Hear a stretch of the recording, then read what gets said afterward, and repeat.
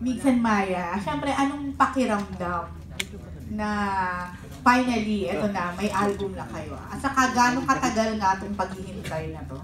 Oh my God, wow. Ano kami, very honored kami na under Star Music kami. And super excited kami dito sa album na to.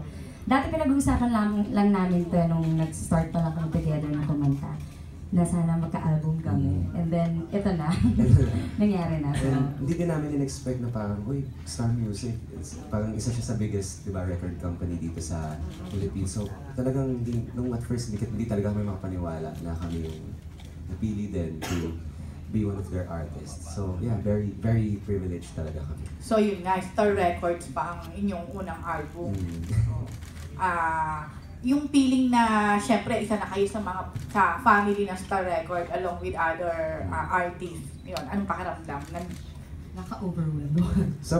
Actually, it's also Star Music pala, sorry. Yes. Star Music, actually, it's a good pressure din sa amin kasi parang na-motivate kami to do better and kasi parang iisip namin, uy, kasabay namin mga eto, ganyan, si ganyan. And kaya sobrang natuwa din kami ni Maya na parang at the same time, talagang we worked hard for the album.